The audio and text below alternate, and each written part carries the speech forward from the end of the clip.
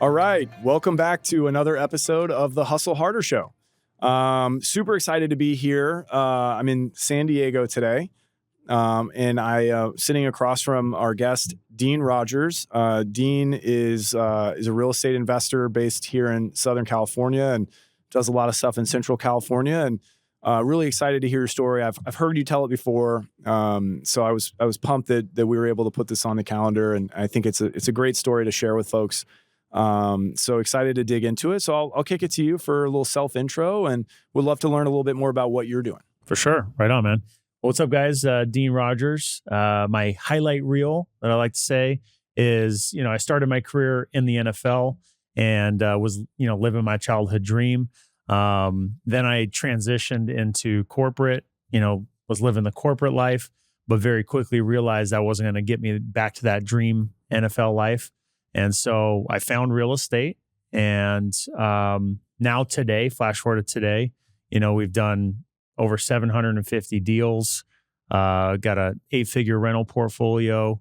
And the thing that I'm really passionate about is, aside from my day-to-day business, is put a lot of time and effort over the past several years to really build community.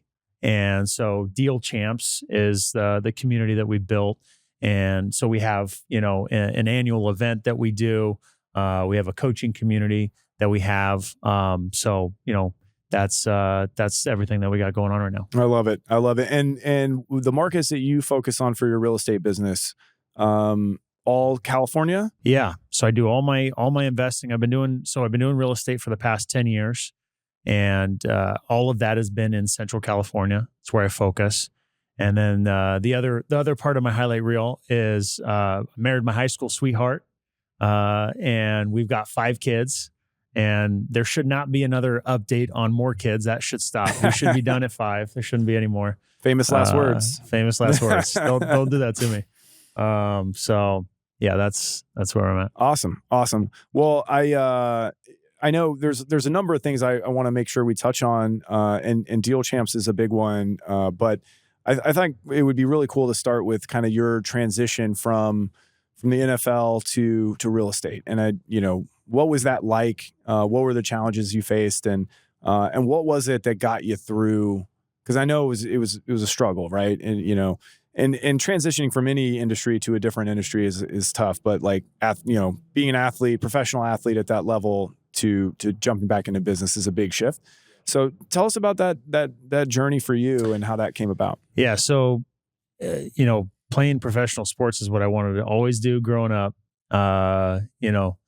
Most kids in sports have that dream. And I knew, in elementary school early, they'd, the whole, what do you want to be when you grow up? They'd pass that around, year to year pretty much. And I would always write, I'd want to be a, professional athlete. And then sometimes I'd be like in the middle of basketball season, I'd be like, NBA basketball player or, professional football player. And I was always a little embarrassed to write it down because then you'd have to like say it in front of the class. But I truly meant it, like from my core, like that's what I love to do. And I always have. I've always loved sports. I've always been good at sports. And I grew up in a small little farming town, so it wasn't like big city stuff.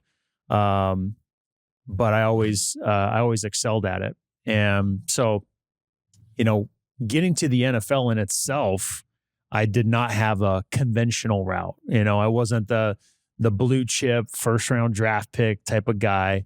Even though maybe I felt like I deserved it to some extent, I wasn't that guy. That wasn't my journey. So, in high school, I started getting all the letters and getting them from different schools that I was interested in.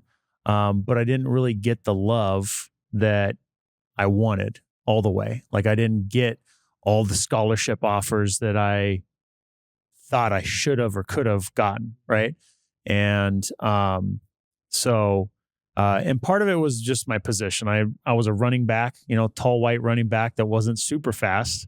Going to not a super big school, but nonetheless, was on, broke all the records type of stuff. And, on the first team, all conference type of stuff in high school. And so going to college, I went to UC Davis, and they were the only ones that gave me a scholarship, and not even a full scholarship. They gave me a half scholarship.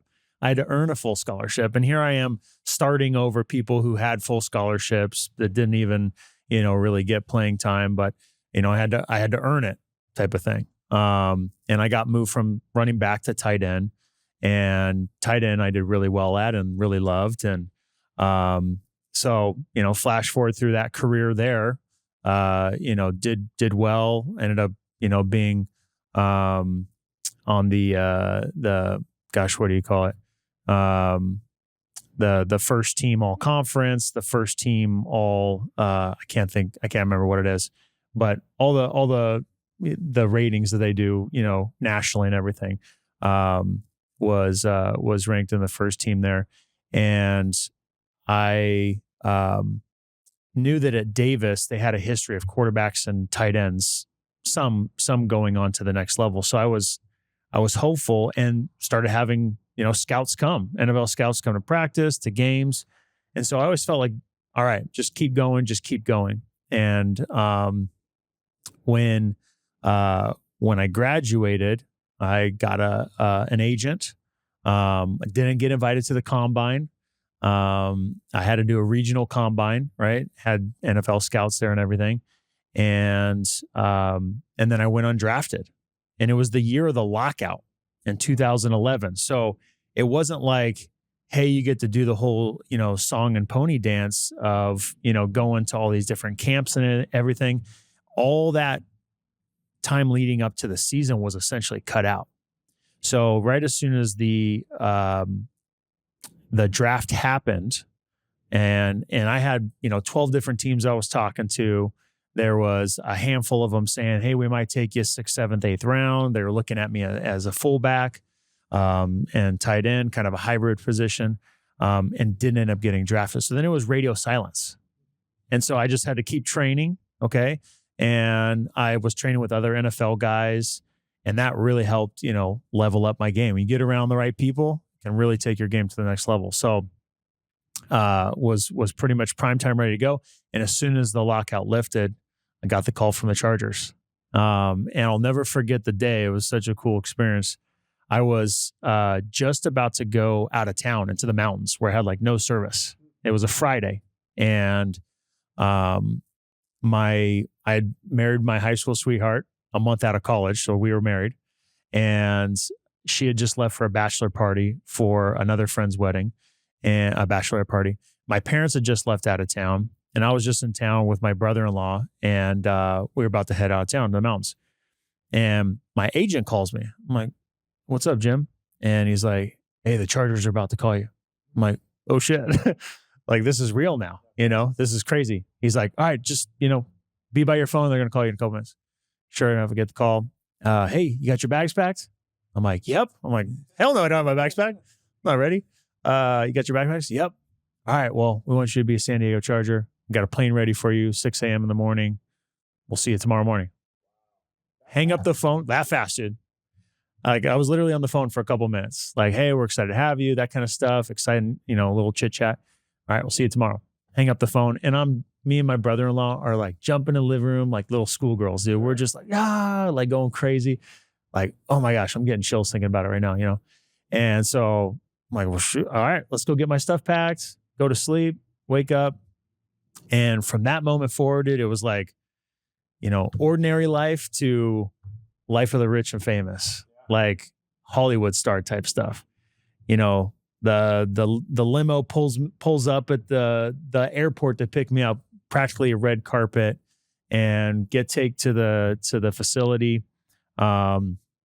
I got, walked up the staircase to the second story. Dean Spanos is at the top, right at the perfect time to shake my hand and welcome me. Go meet in there with the gosh, what's that guy called? With the general manager. He's got your contract ready for you to sign. Go in there, sign a 3-year deal, 7-figure deal. And I'm like, holy shit, this is crazy. He's like, hey, do you want to call your agent to talk over there? And call my agent.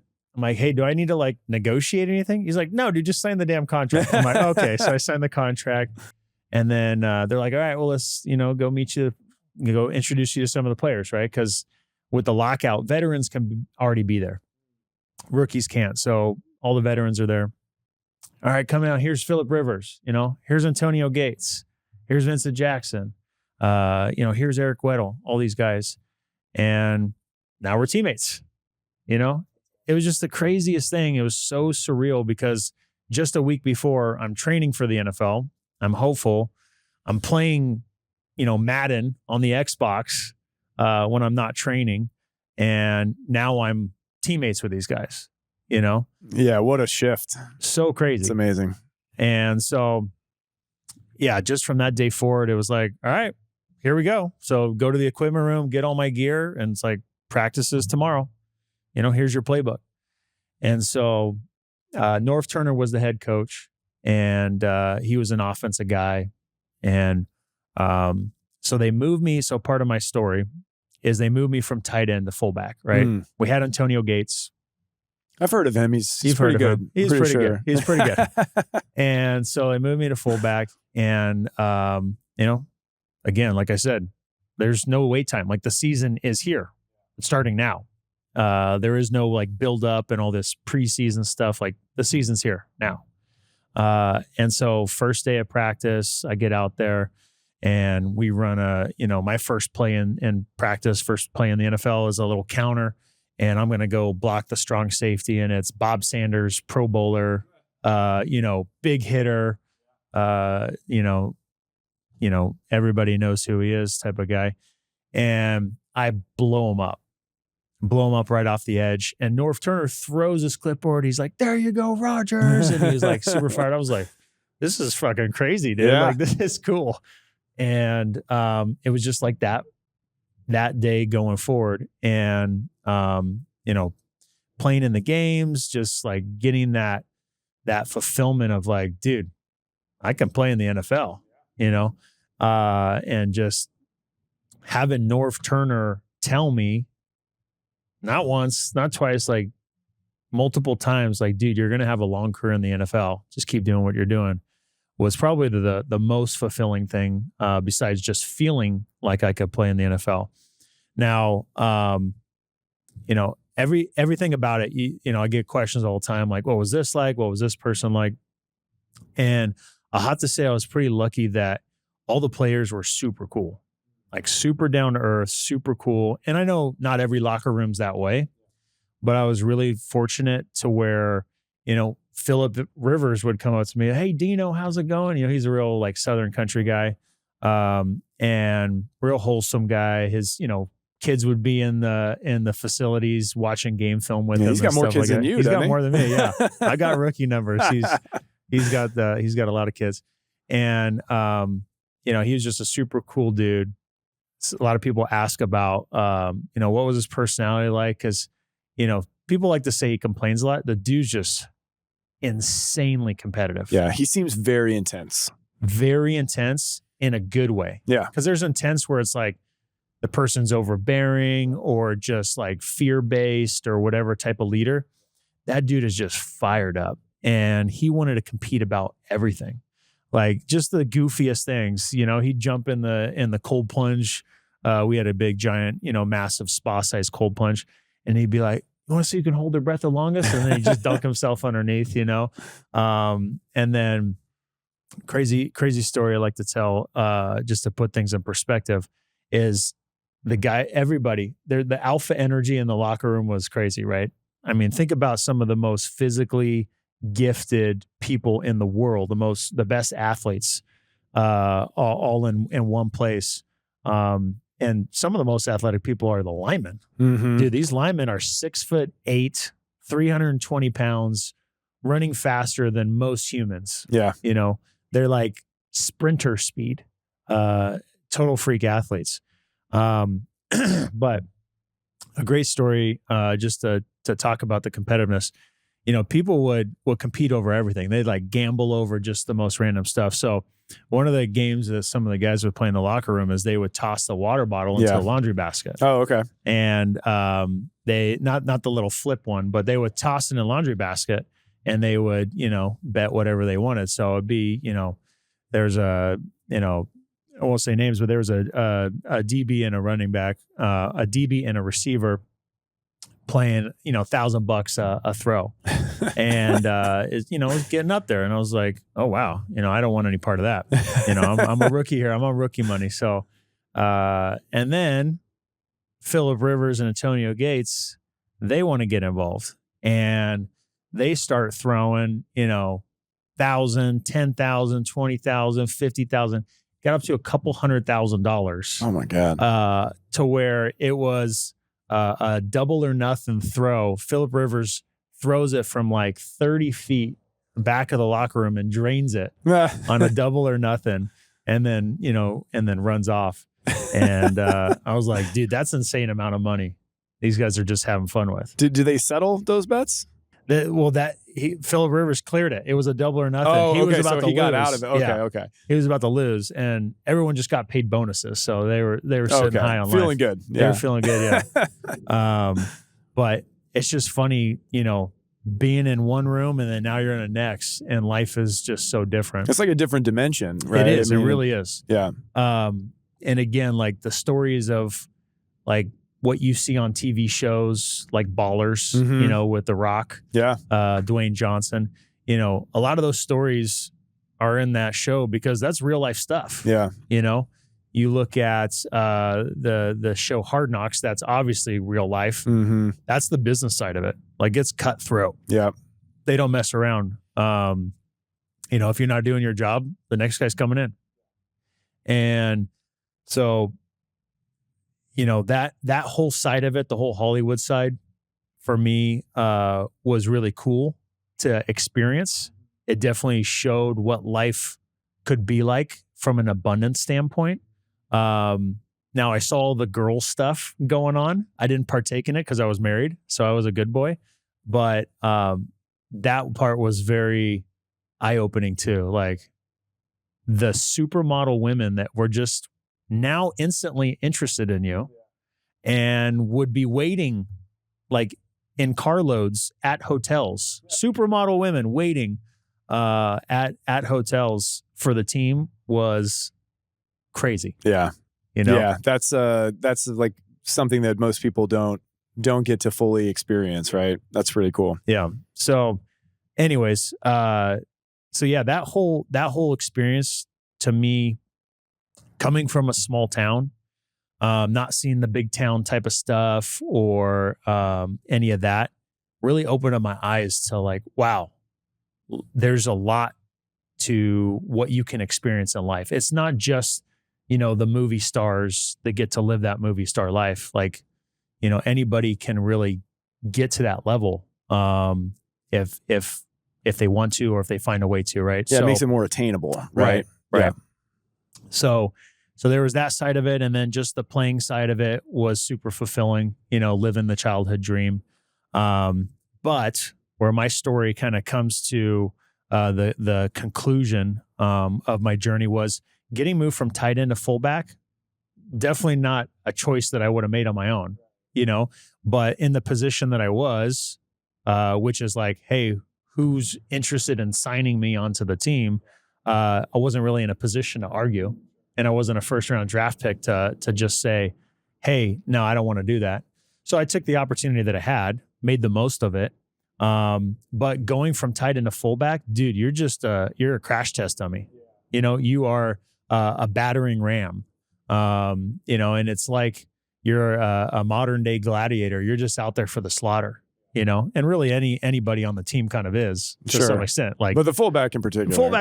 Yeah. That dude's at the front of the line, taking the head-on collisions. And, playing tight end, you're wrestling around with big, massive humans that are super strong and athletic, and you're delivering and receiving big hits more so when you're going out and catching the ball and doing all that stuff. But at fullback, like those are some of the biggest hits on the field because you're lining up the furthest away from the person you're going to hit. It's not like you and I together where it's like, all right, I'm going to come as a tight end and come block you. You're big and strong, but we're going to wrestle it out. It's like, hey, let's back up 10 yards. Get a full steam Let's head run of as steam. fast as we can, and then let's run head to head. Because when you're running through the line to go block on an ISO or something, the line, the gap that you're running through is this narrow, if you're lucky. And so to run these broad shoulders through and get through there and try to line up and hit with your shoulder sounds nice, sounds ideal, and they teach you to do that. But reality is you're going head to head, full speed with someone just as big, just as strong, just as fast. And those collisions are big. So, dude, for the first time in my life, I had to start icing my head. Imagine that. Like, you just took on so much trauma to your head. After practice, a lot of people get in the ice bath and they get physical therapy. I had to get brain therapy. I had to go ice my head because the collisions were so big. And I talk with other guys in the NFL that were in the same position as me. All of them say practice was worse than the games. Mm-hmm. Because the games is like, especially at fullback, you're not in every play. Right. And every play that you run, you're not blocking. Mm-hmm. But in practice, it's repeat practice of head-on-head collision. Yeah.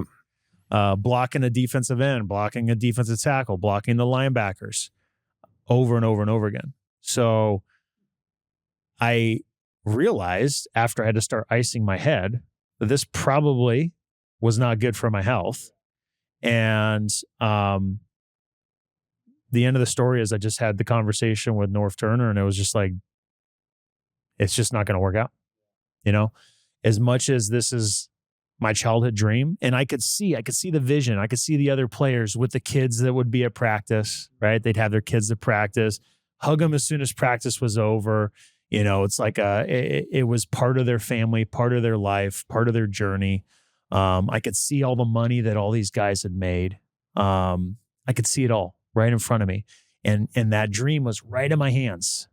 And I just had to let it go. And that's the hardest decision that I've ever made in my life. I was just talking about it with my wife on vacation. And I never spoke about this with anybody. My friends, my family, my wife, nobody. It was just like, this is what I got to do, and I'm just going to do it.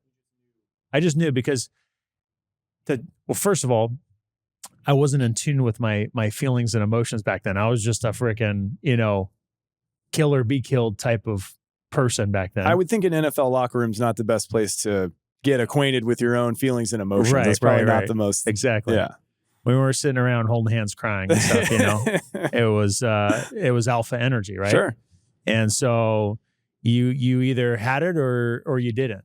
You needed to be tough or, get out of here. You're weak, So to try to wrap my head around those emotions and the decision I was up against, it was just so hard, dude. So conflicting. It was against everything because I'm a tough guy. Yeah. No, you built an identity around that to get there. And I'm not weak, dude. I'm tough. Like from the neck down, I was indestructible. I was stronger, more fit than I'd ever been.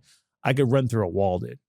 I felt indestructible. And by the way, I'll say this strongly with conviction. I hardly even took protein. I didn't do the steroids, the human growth hormone, and I didn't even know how to get access to that stuff, let alone did I not want to.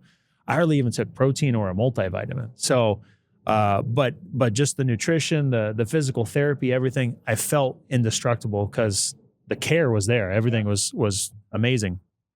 But just from the neck up, dude, it just felt like, wow, I'm going to die if I keep doing this. And this is the year 2011 that, Junior Seau killed himself. And he was there at practice. He just retired. He's, seemed a little off, all those kind of things. And what an icon. Yeah. What a legend. Yeah. So sad. But he put his work in the trenches as linebacker. Linebacker's like the mirror opposite of the fullback practically, and that dude delivered so many, hits and blows. He was incredible. So to see that and, ESPN was just talking about concussions, all these things that led up to like, all right, this is what I'm going to do. So I I walk away. And when I walk away, you walk away from everything. You walk away from the dream, you walk away from the money, you walk away from the lifestyle, from everything, and started from scratch. And so now it was like, what? Now what? And I had my college teammate call me who I was close with. And he's like, hey, what are you doing now? I know you're done with the NFL. What are you doing now? And I was like, I'm not quite sure. And he said, hey, I'm working at a corporate job in San Francisco, tech company, pre-IPO. It's going to be big. You should check it out. And told me about it. Sounded like kind of like the type of industry my dad was in, and talking about, influence from your parents. Was like, yeah, I kind of want to get into that type of industry and business, when I grow up. Yeah. Yeah. And I got to get a real job, right? And sadly, I was at that reality of, sports are done. The dream is done. So now what? And so, all right, let me check this out. So my buddy walked me past all the red tape, all the multiple week interview stuff, right to the hiring manager, got the job instantly, started working. And, the humbling pill that I had to take was, all right, it was funny. I wrote out, what's your job experience? NFL. What's the 7 figures, previous pay? And it's like, well, here you go. Here's your salary, $65,000 salary, right? Now living in San Francisco, that's like a negative salary. So I was like, dude, I'm all right. I'm going to come in here. I'm going to work my butt off. I'm going to show them how talented I am, even though I had no skills at that point, besides being an athlete. But I'm going to show my skill and I'm going to work my way up, right? So $65,000 salary, living in San Francisco, start the job. Now I'm commuting 3 hours a day, hour and a half, because I was living in San Francisco. The job was actually in Pleasanton, which is East Bay Area. So I took the BART, the Bay Area Rail Transit, every day, hour and a half one way, hour and a half back, and was putting in my time, working my butt off. Now I get through a year, a bust in my tail. Now, perspective, a year is not very long, especially not in a career, not in a starting position. But I'm thinking a year, I'm done with the $65,000 salary, because I'm starting to dry up on money pretty quick. Okay. And I'm thinking to myself, okay, I'm ready for a pay raise. I think usually happens about every year, you get some sort of pay raise or something like that. So 12 months pass, 13 months pass, 14 months pass. I go to my manager and I'm like, hey, Jim, how does this whole thing work? And he's like, I'll go talk to them. He comes back and he's like, all right, got you a pay raise from $65,000 to $67,000. Now, dude, $67,000, a $2,000 raise. I was so embarrassed. My gut almost fell out my backside. I was just sick. And I had to been, red as a chili pepper, and, left with my tail tucked between my legs. Like, dude, another year of making nothing, negative salary. And it was so vivid to this day of what that time period was like, because I went back, and money's getting tight, living paycheck to paycheck. And the churning point was, my wife had just opened a $500 Target credit card, up, and I had to use it to buy groceries at Target, and thought to myself, wow, what a loser I am. Like, how low is this? This sucks. This is not the dream life that I thought I would have. This is not the dream life that I, essentially promised myself, promised the people around me. I got to do something, dude, because this is not it. This is not going to be a good life.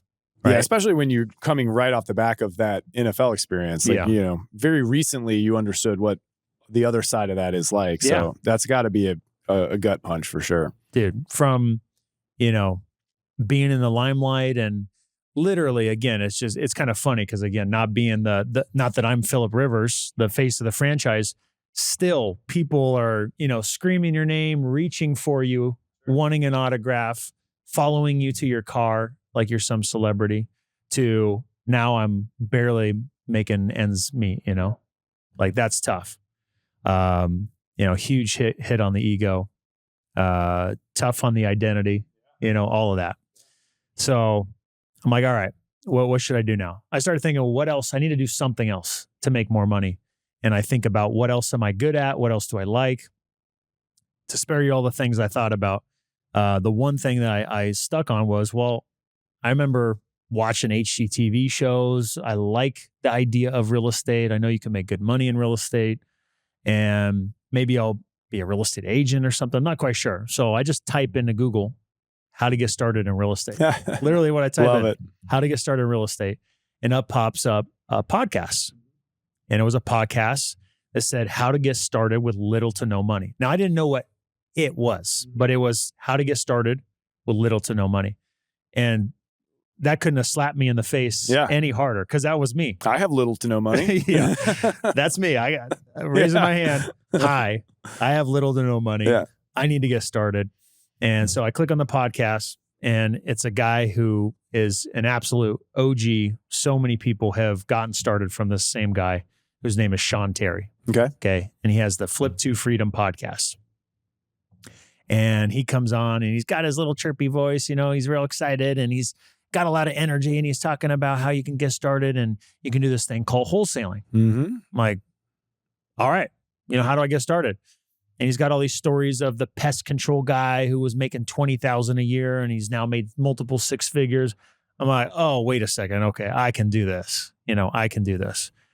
So I just get obsessed because, again, I've got to get out of this situation. This is not the dream life. So I'm obsessed, and I just start listening to the podcast and doing. That's the key difference between most people. It's the thing a lot of people forget. They forget the doing part. I started listening and consuming ferociously.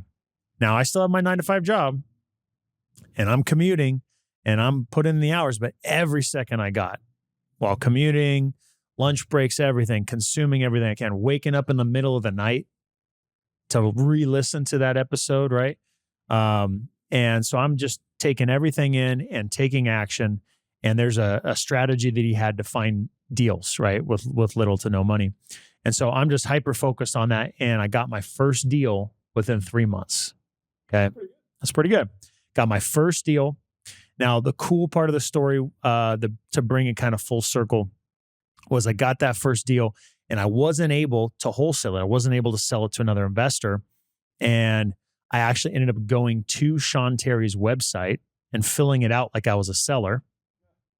And his team contacts me, and I told him what was up. I said, hey, we'll help you sell that deal. So Sean Terry calls me while he's driving his car. Now, at this point, I'm thinking of Sean Terry as kind of my hero. Like, he's my savior who's going to help me, get out of this bad situation. So I'm excited as heck to get a call from Sean. And he's like, oh yeah, no, I can get that sold in a couple of days. Don't worry. He gets it sold. We make 12 grand, split it 50-50. So I get my first proof of concept. I make $6 grand, do the next deal, and continue from there. And so that was how I got started into real estate. And at the beginning of my second year, okay, it wasn't all rainbows and butterflies. Okay, my journey was a lot of rocky roads at the beginning, and a big part of that, and a big part of why I'm passionate about Deal Champs, is I kind of was going through, this transition part of my life, and I wasn't willing to ask for help. And a big part of it was that NFL ego that I had. I don't want to go ask for help. I don't want to admit that, hey, I need help. And I think a lot of people will struggle with that and hold themselves back. I certainly did. And the other thing I told myself is I didn't have enough money to invest in myself. Part of that was true, for sure. But the joke was on me, because the alternative, if you don't invest in yourself, if you don't, do it the right way, is you can get hurt. You can lose money, right? I quickly learned in this real world that's not in the bubble of, the school system. Even the NFL was a bubble to some extent, right? In the real world, it can be, sink or swim. It can be eat or be eaten. Um, and I got into those early deals at the beginning of my second year. I started flipping houses, and it started because my a guy I was wholesaling houses to was like, "Hey, you're really good at finding deals. Do you want to start flipping houses?" I said, "Well, I don't really have money for that yet." I said, "Dude, just bring the deal. I'll take care of the rest." So that guy and I, we start buying flips, and we buy 5 in the first month. The short story is those deals, everything went wrong. We bought 6 actually. 4 of them went right, made money.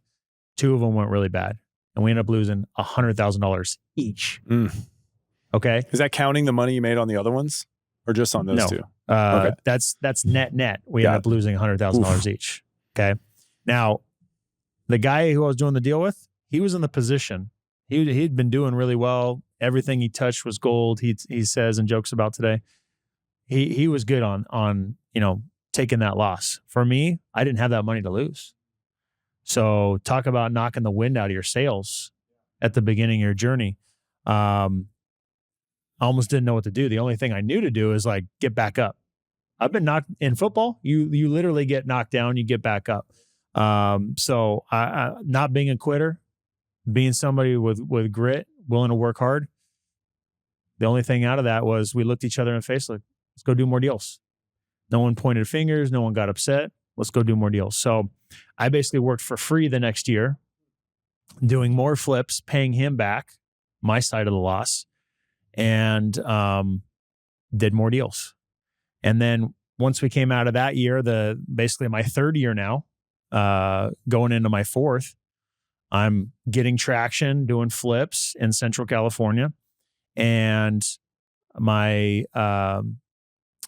I'm living back in San Diego, and I want to do a deal. Right, I'm doing deals with my partner. By the way, that guy we lost money on, still my business partner today. That's awesome. And literally from a business spouse standpoint, to make that joke, couldn't be happier. Like him and I are, perfect fit. So, you got very lucky. We got really lucky with each other. It's not always the case. I've seen way too many business relationships not work out. And a good partner is so vital. Having a bad one, man, can really be painful. Yeah. That goes for everything relationship wise. Right. And so, yeah, we're both very blessed to have each other in each other's lives. And so, but I wanted to do a deal on my own in San Diego, like a big boy. I needed to make a big chunk of money. I just been getting the crap kicked out of me. I'm ready to go, branch out and do a deal on my own in San Diego. So I got a network of people. We're building our network and community. People are doing deals with each other. And I'm wanting to dip my toes into the San Diego market. And there was a guy who was doing deals in this little network of people. He was kind of he had some red flags, but I was mesmerized around the deal flow he had going on, and I wanted to be in on a deal. So I just kept my distance, but then I was curious enough, wanting to do a deal enough to where I was like, what do you got going on? So he showed me his deck of cards, his deals that he had. He said, hey, this deal right here, I think you'd like, right? And now this was a new shiny object. It was a new construction deal. Never done a new construction deal. So I didn't even know what questions to ask. And I was so blindly trusting that he was a good person in this network of people. And dude, the way I was raised, the way I am internally, I only operate as like, it's black and white. There's good and bad. Like there's no gray area here. You're either doing things the right way or you're not. And I only do things the right way. Like there is no other way. So to think that someone would do something so intentionally evil, I'll use that extreme word, it didn't even cross my mind. Totally. Yeah. Complete blind spot. And so what ended up happening was this deal presented it. said that this new construction deal had all the plans and permits approved with the city. We could break ground tomorrow, the day that I buy into it. And the comfort in this new shiny object was it was one house next to another. I was going to build one and he was going to build the other. He was going to do the construction for both because he was a contractor. He already had the hard money loan in place for the construction. All I had to do was buy the lot. So, dude, it's ready to go. And by the way, I borrowed my grandparents almost all of their hard-earned money, saved money over their life, right? They had just sold their house in the Central Coast. They're like pretty much World War II survivors. They were teenagers during World War II in England. Their stories are crazy for another podcast. Immigrated over here and created the Rogers family, and legacy. And used their money to buy the lot. Okay. Bought it for $185,000 and quickly found out the house of cards, the Ponzi scheme this guy had just dropped. And millions of dollars of other people's money and all these bad deals, just all the chicken came home to roost. And this deal, no plans and permits approved, tens of thousands of dollars that needed to be paid to engineers, paid to architects, paid to the city. The hard money lender, who I knew, I was one text message, hey, you're good with me buying in on this deal? Didn't reach out. Hey, can I see those plans that are approved? Can I call the civil engineer? Didn't do any of that due diligence. And all these people need to be paid. He used fake receipts to get a draw from the hard money lender. I mean, it was bad, dude. It was bad. And I worked with my heart pounding, going to sleep at night, knowing I had my grandparents' money that I was losing from day one, instantly going to lose. There was no way to make money. I had to go negotiate prices down with architects, with engineers, with the city, almost begging to the point where I had to get this loss as low as possible. Had to figure out so many new things, right? Navigate that. And ultimately ended up selling the same piece of dirt with no house on it, the same piece of dirt, didn't change. Not one rock was moved. And lost $187,000. I got it to the point where his plans were and permits were approved, stamped by the city, everybody paid, everything ready to go, lender paid off, lost $187,000. And just when I had made that much and put some money in the bank, all of it's now gone. All of it's now gone. So here I am now 4.5 years in, have done a lot of deals, got nothing to show for it, dude. How much does that suck? God, because all you want is some momentum, right? Yes. You're just looking for that momentum to swing, and then you just keep getting knocked down. You're doing the work. It's brutal. You're doing good work. You're getting your skills up. You're good at finding deals, but there's just a couple things that went wrong. It's not like I was doing a lot of wrong things. I was doing a lot of good things. Just a couple deals that I rushed into that I didn't know what I was doing. The first flips, the new construction deal. And it was a lesson I learned. It's better to do no deal than a bad deal. Yes. That was the biggest lesson I learned. And so if you don't know what you're doing, don't do it, or find an expert to be alongside that's going to do it with you. Yeah. I think that's a great piece of advice. I think it's an awesome piece of advice. Having, even if you make less money or make no money, but the learning, the education, and learning how to see around corners a little bit. And man, that's an incredibly valuable thing. And I think a lot of people miss that a little bit, right? Yeah. So that's the reality of my early years journey that I like to tell to make, it real for people. But it sucked. It sucked. But here's the thing, I was willing to do the work. Mm-hmm. I was willing to, I'm not a quitter. I will never quit. So no, that's the thing I can lean back on and feel great about. No matter how hard I got knocked down, I was always going to get up. And so, a lot of work went into that, a lot of hard blood, sweat, and tears, a lot of challenges had to overcome. Definitely made me a lot more resourceful. Uh, I learned so much over those years. I getting into the flipping game, I had to start learning the accounting side of it.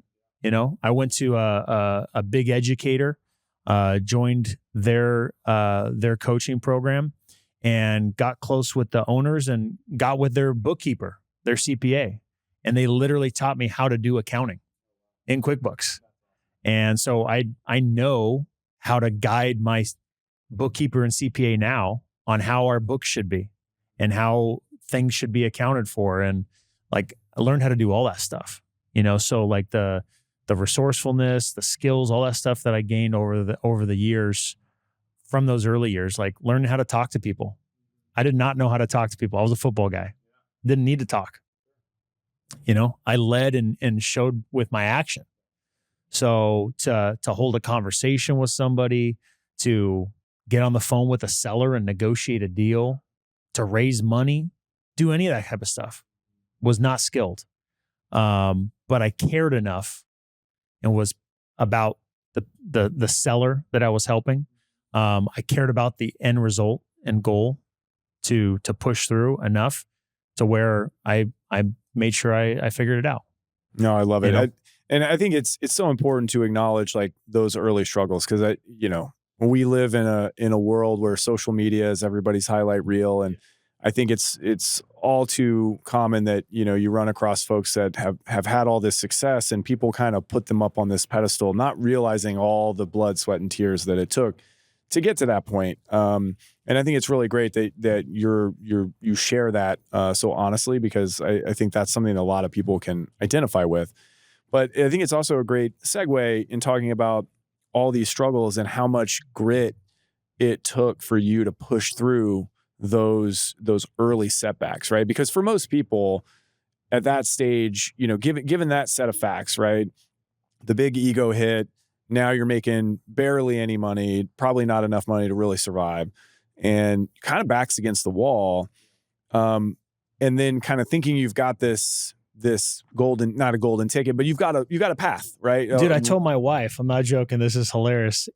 Within like the first couple months of me doing my first couple deals, right? It took me 3 months to do my first deal. I got a couple deals rolling back to back. I told my wife, because I was so confident how successful it was going to be like, babe, you're probably going to be able to quit your job pretty soon, because I'm going to be making $20,000, $30,000, $40,000 a month. Like, we're going to be living pretty good, That's awesome. Well, but to have those, to feel like you have a path, and then to get knocked down, and then to get knocked down yet again with even more on the line at that point, it has to take something deep within you to keep pushing, right? And I know it's a part of your personality. That's how you got to where you were athletically, is you had grit. You were willing to do the work. But what is the why behind what you do? I think everybody who makes it, I think most of those people have a very strong why. And I think I know what it is for you, but I'm interested to hear your answer. Yeah, we touched on a pre-show. My big why, and something that has been something I've wanted since relatively early age. And part of that is just kind of seeing, my parents and them being entrepreneurs, and seeing the ups and downs, and being able to go on the family vacations to Europe and stuff like that. And then seeing how some tough times a market shifts, and hey, we gotta tighten things up. We gotta grit and push through it. I think a lot of those laid a foundation for me to have that internalize, and know what it takes, and see what the reward can be, and see how downtimes you got to push through, and that's part of life. I think it helped paint a picture for me to know that is a reality. So I think some of that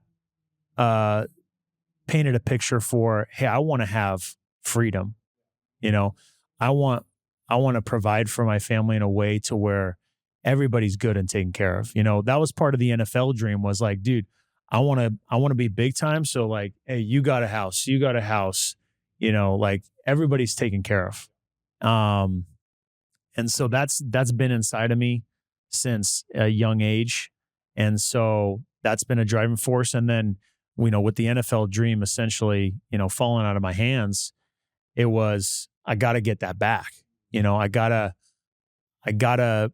reach my potential of greatness. Like I kind of, and I don't, some people shy away from saying this, some people don't. And I try to, a lot of my friends will say, one thing about me, very humble. Don't try to brag about things. And my parents definitely, raised me to be that way. But at the same time, there's that part of me inside that's like, I want to be a fucking beast, I want to dominate. And that's where like that alpha, football energy comes out of wanting to be the best, And so there's that part of me that just wants to reach a higher potential. And so I feel like the real estate side is that vehicle that matches that similar energy to football. You know what I mean? So, it's competitive. There can be a lot of upside. Well, and it is what you make it, right? Exactly. Like it's directly reflective of the work and the all the effort that goes into it. And football is that way. The guys that now, of course, there's the guys that are freaks and they're just unbelievably athletic and they don't have to work as hard as everybody. Those guys are few and far between, although you probably see a lot more of them in the NFL than you do elsewhere. But I think with real estate, it's if you're willing to put in the work and you're willing to learn and keep pushing yourself and you're willing to get up when you get knocked down, man, the potential is unlimited. And I think that's one of the really, really cool things about real estate. That and the fact that you can get so much leverage. Like real estate's an awesome investment because there's very few things you can do where you can get pretty much most of, there are people like us that will give you most of the money to do it. It's crazy. The ability to leverage or utilize leverage in real estate is tremendous. And that provides tremendous amount of upside, unlimited to be honest. And then, but a lot of downside too, if you don't do it right, so the stakes can get high, but I can totally see the comparison to football for sure. Yeah. So that's been the fuel, that has driven me. And then, once I came out of that really challenging time, I finally just surrendered to the idea. I do need help. I have developed these skills. I've figured this out on my own for the most part, but still like there's got to be a better way. There just got to be a better way. Even though that I have the experience now, there's got to be a better way. And so that's when I finally started really investing in myself and joining coaching programs, getting specialized training, joining masterminds. And all of a sudden, the doors just started opening up wider and things became a lot more clear. And it was like, dude, how of all people, someone who's had coaches their whole life in sports, how have I not realized that I also need coaches in business and in life to help me get to the goals that I want? Yeah. People have done this already before me. Yeah. It seems so obvious looking back, right? Seems so obvious. What was I doing? And, $10, $20, $30,000 and more can seem like a lot of money. But when you put it in this grand scheme of like, I can get somewhere short in a shorter amount of time, do it the right way, minimize my mistakes, the compounding effect of that investment. Yep. How much more money can you make in a shorter period of time with less stress?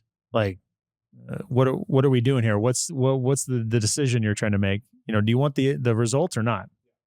So I started doing that and started getting way better results, doing more deals, and business just got a lot better. Started hiring people, learn how to hire people, what I should pay them, better marketing, how to run a business better, how to be a better leader. all these skills I started learning from other people and picking them up and, making them my own. And, and now came to the point where I felt like I needed to do something more besides my day-to-day business. And up until this point, believe it or not, I was kind of like the Wizard of Oz. I was kind of like the man behind the curtain that some people knew about, but didn't really know. And again, it was kind of like hidden in the same, ego thing of like, I had this NFL identity. I didn't really want to come out from behind the curtain until, hello, look at this successful real estate investor. And so I was living in San Diego doing these deals in Central California, but not really meeting with anybody. So in 2020, I thought, okay, let's do a meetup. Let's connect with people. Let's add value. Let's grow bigger. And so started my first meetup in February of 2020.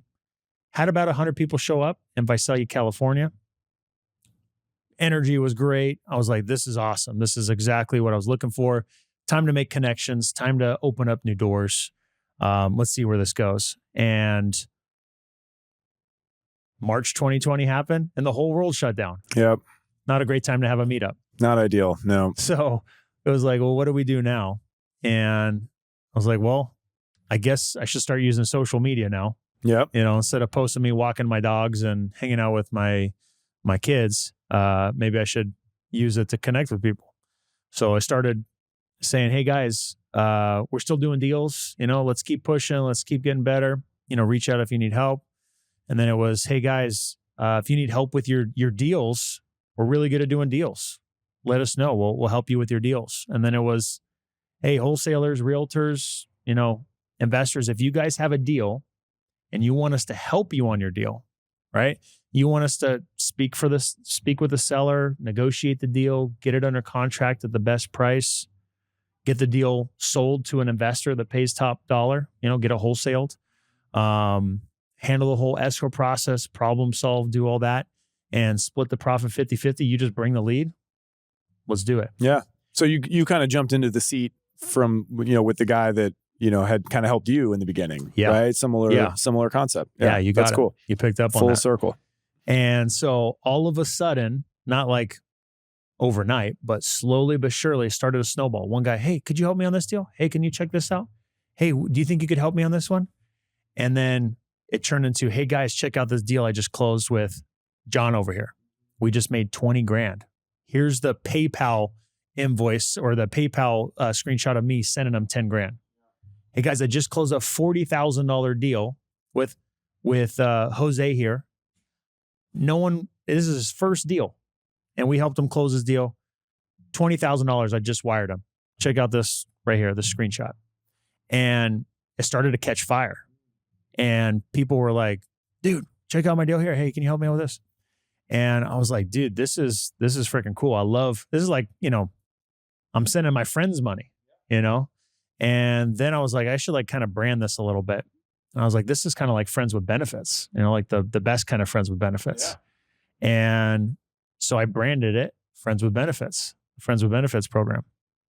I started posting it on social, talking about it, showing deals we were doing. And I was like, hey guys, we got t-shirts. So we made t-shirts, said Friends with Benefits on it. And people wanted to be a part of it. People wanted to do a deal and get out of the friend zone. Get out of the friend zone. Love that. People would text me, hey, I'm a large. I'm an extra large. I'm coming for that shirt. I'm going to bring you a deal soon. And over the next 12 months, we added 7 figures of revenue to our business. Wow. That's amazing. It was crazy. And that's what really helped us when the market kind of shifted and got weird for a little bit. Yeah. Helped carry us through and grow. And it really helped take that first meetup and help grow a community of investors that wanted to work together and do better together as opposed to looking at each other as competition. And coming out of 2020 and then 2021, the doors were open. People started doing meetups and we started our meetup back up. And I noticed there were some other people doing the same thing. There was Jason Pritchard running a meetup in Fresno, Stratton Brown running a meetup in Fresno. And all of a sudden, now there's people going back to meetups. And I thought to myself, well, these other guys doing meetups, we've got the same mindset, right? We got this abundance mindset. We've got this community, positive environment. We want to grow the community, like a lot of people in Arizona. We noticed Phoenix, Arizona did. We should collaborate. And I noticed like Jason would have a meetup on a Tuesday. I'd have one the next week on Thursday. And it was just like, we weren't really communicating. So I said, Jason Strat, let's get on a Zoom call. This was in December of 2021. So we get on a Zoom call and it's like, hey, let's collaborate here. Let's figure out how we can plan out this next year, 2022, to bring the best events we can to Central California, right? You have your meetup on this month. We'll all promote it. We'll have my meetup on this month. We'll all promote it. We'll do a meetup together and combine one. We'll bring in a speaker. We'll do this. So we start out 2022. We start pushing. We have Henry Washington come in. I think it was in February or March. We had 225 people busting at the seams in a little hotel room in the Ramada in Fresno. And we're like, dang, okay, people are hungry for this. We do a brewery meetup in June, talking about the market. We had 300 people there, free meetup, We do another meetup in Fresno, and we have Michael Zuber and Ty Leon Guerrero, some big names in California, come through, and they're like, dude, what you guys got going on here is amazing. This energy is great. We should do an event together. Like, okay, sure. And when do you want to do it? This is like in September. November? Sure. What date? We'll pull out our calendars, November 5th or whatever it was. Sure. Okay. So we run our meetup, they leave. And the next day, Ty Leon Guerrero sends a screenshot texting Pace Morby. And it was like, hey, we're doing a meetup in Fresno. We'd love to have you. And he's like, I'm there. We're like, oh, shit. And then I see another screenshot from Jamil Damji. He's like, hey, we're going to Fresno. He said, I'm in. Awesome. I just saw Henry Washington on a plane, and I text him. I think Henry Washington would be, hey, Henry, Pace and Jamil are coming. You in? I'm there. So overnight, we got Pace Morby, one of the hottest kids on the block. We got Jamil Damji, rock star, Henry Washington, rock star. And we've got this event, November 2022. And we have 600 people that come. 600 people just busting at the seams at the Doubletree Hilton in downtown Fresno. And it was the first event we've ever put on. And between our group, myself, Jason Stratton, Michael, and Ty Leon Guerrero, packed the house. And we knew that there was just a hungry community. And we called it Collaborate to Dominate. And we, we're all about that collaboration. And coming into 2023, Jason Stratton and myself were like, hey, we've got something here. We've got a community that wants more, and we should come up with a name together. So Deal Champs was born. We started our podcast. We started our event. We had our next event with Carlos Reyes, 2023. Then we had our first Deal Champs event in 2024. And, people can look up the event in 2024. We had all the big names. We had almost 450 people there, and just first class event. We had our 2025 Deal Champs event. You guys were at both. You came to this last one, 2025. And yeah, Deal Champs is just all about community. It's about, being in that environment to level you up and to be around people that really genuinely want to help you. So that's what it's all about. So we have our annual event. We have coaching. We have our podcasts. So, that's pretty much where we're at today. Well, I gotta give you some flowers because we were very fortunate to connect with you. I know you work with our local team here, Brendan Ochenero here in San Diego, and Brendan called me one day because I do a lot of events for Renovo, and he called me up one day and he's like, one of our clients, actually, Jason's a client as well. I think, hey, a couple of our clients are doing this thing. It's in Fresno. Fresno, we don't have a local office in Fresno. We do try to be pretty localized where we have local teams. But he's like, these guys are great. I really like working with them. I like what they're doing. I think we should, be a sponsor at the event. And I was like, well, Fresno, that's a little different, but let's go for it, right? Let's make it happen. I had a conflict. I couldn't come. So Brendan had to do the presentation on stage, which he does not like public speaking. I don't know if you knew that. So he was pretty terrified, I think, when he was doing it. But he came back and he was like, man, this event was unbelievable. And so I was able to go this year and was able to address the group, which was awesome. But I got to tell you, of all the events I do, I think you guys have put on one of the better ones, maybe the best. And the energy is what was very apparent to me. Like the energy that you guys are able to create with that community.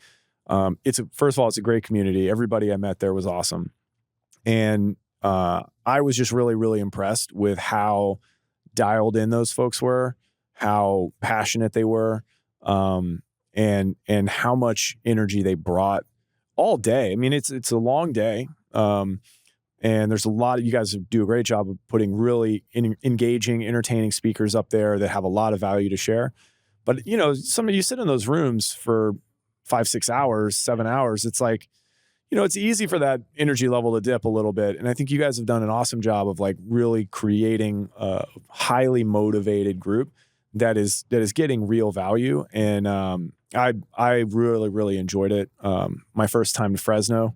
But it was awesome. It was awesome. And quite frankly, it was very inspiring to be there. It was a big room. I don't know how many people were at Deal Champs this past year. This past year, let's see, how many do we have? It was over 500. Yeah, I was going to say, I can't remember how many it was. I'm losing track with all the numbers, but we exceeded our goal. We wanted to be above 500. We sold above 500. So we were around like 550 or something. I can't remember the exact number, but it was a lot of people, and the room was packed. And like I said, they really brought it.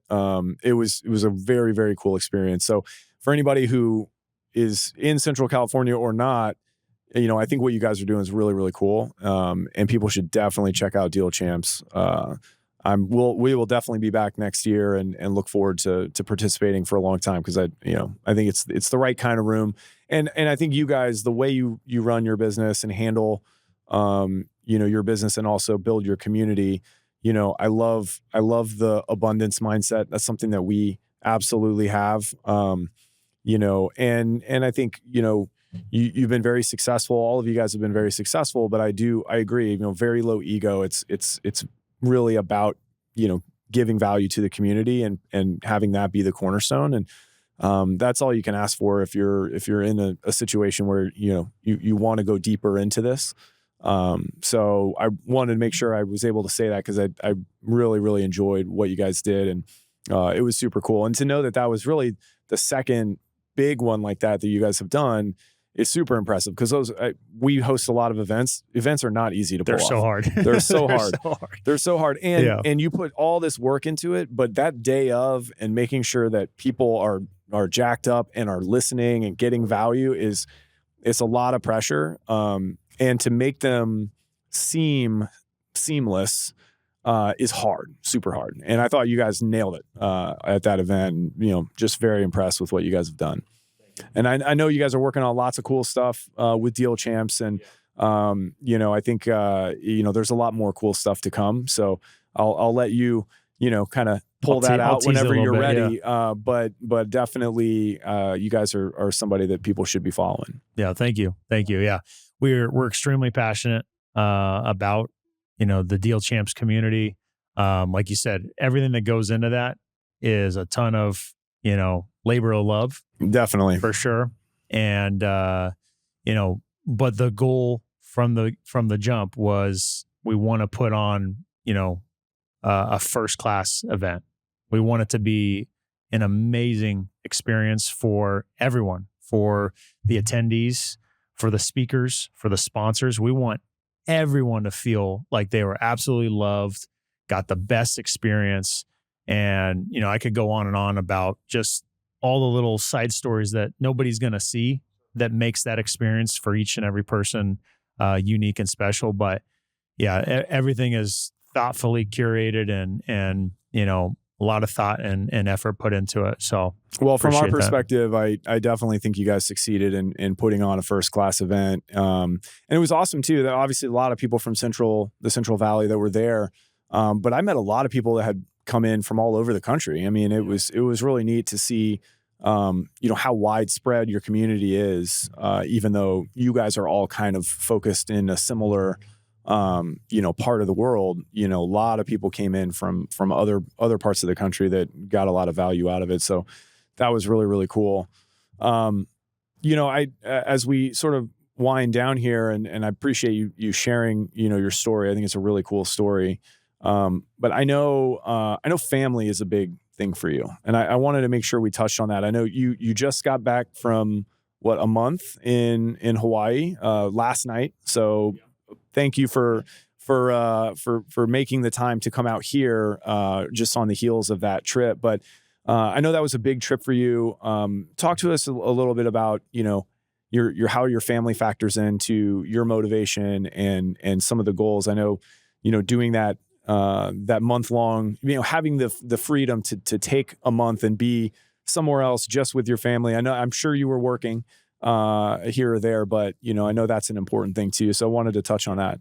Yeah. So first I'll put a bow on Deal Champs. So it was, Deal Champs was essentially born in Central California, and where, all of our core businesses are, but we're really excited about growing it. Like you said, there's been a lot of people that have come from other places and been attracted to Deal Champs. And that's really our mission, is to really take it national. Whether that means events are national or not, we'll figure that out. But the community itself, we definitely plan to grow. So we're really, really excited about that. And that doesn't happen without a great supporting cast and people around it, right? Starts from the top to the members to, sponsors and key relationships.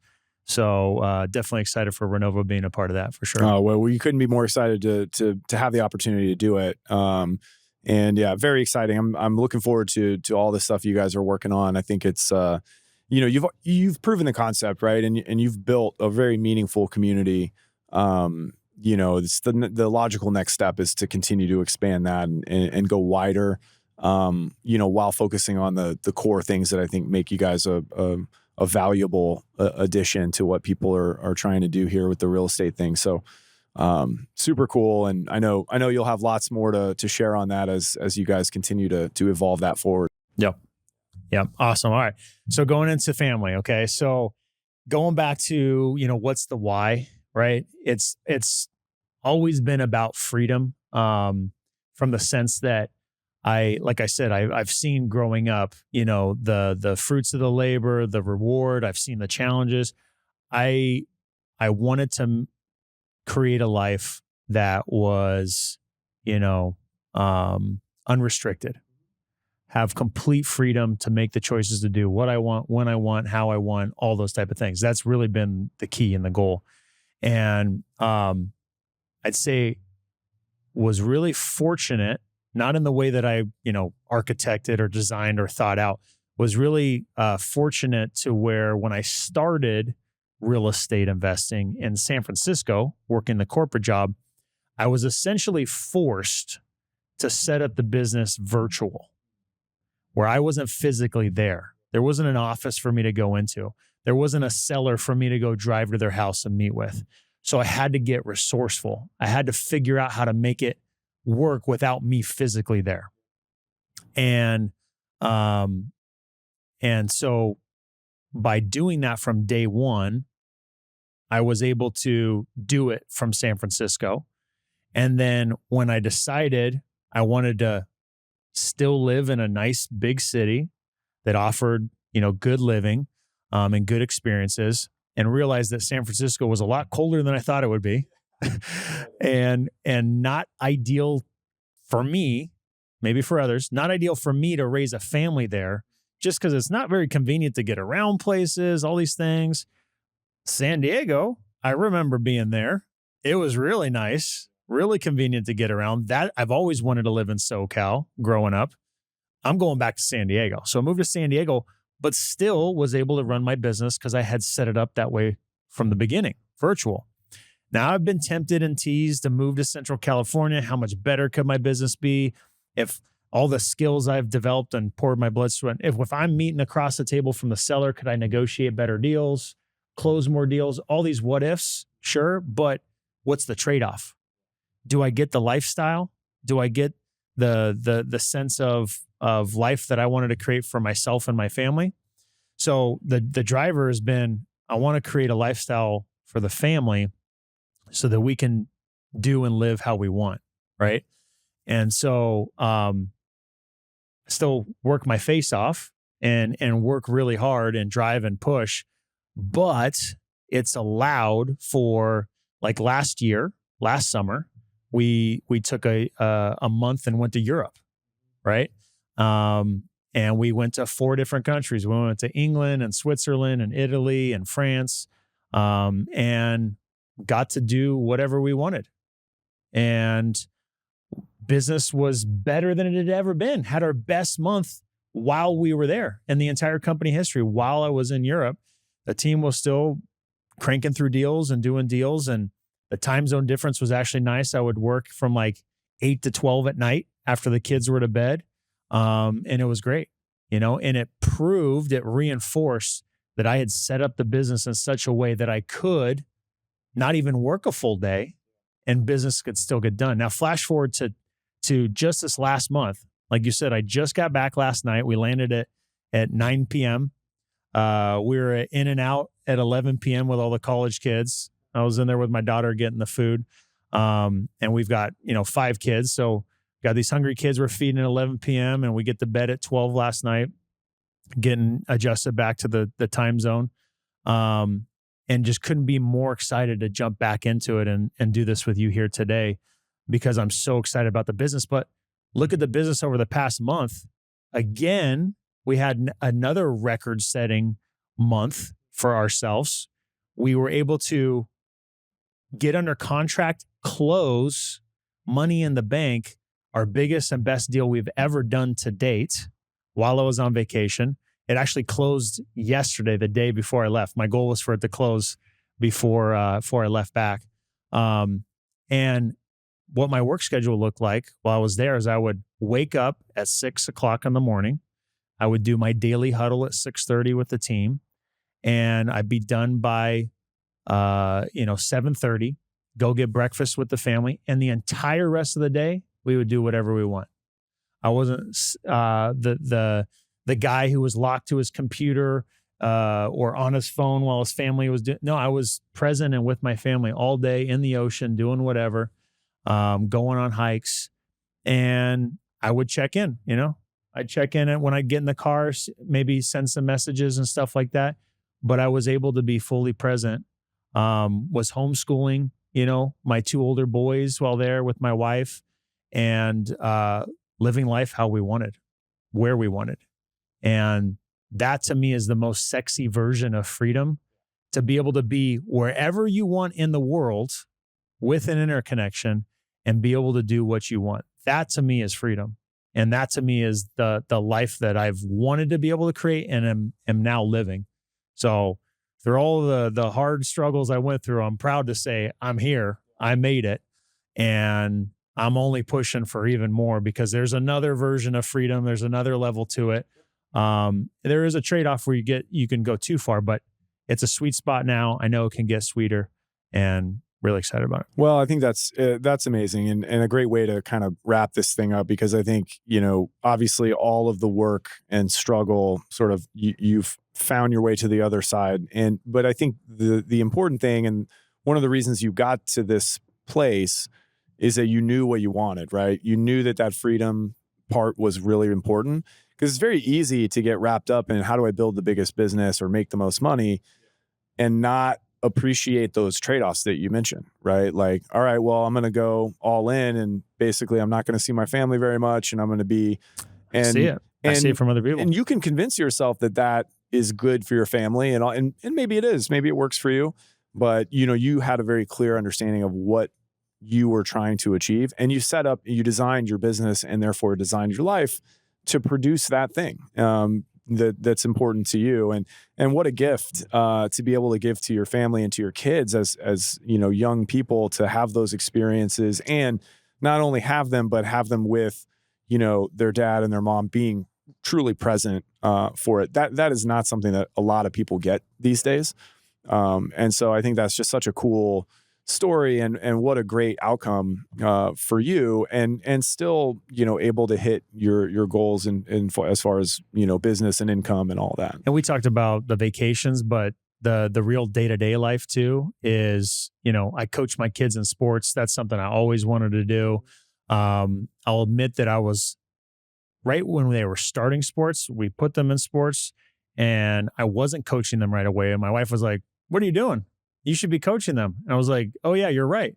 And so, the past couple years since my kids have been of the age to do sports, I've been coaching all their teams, basketball, soccer.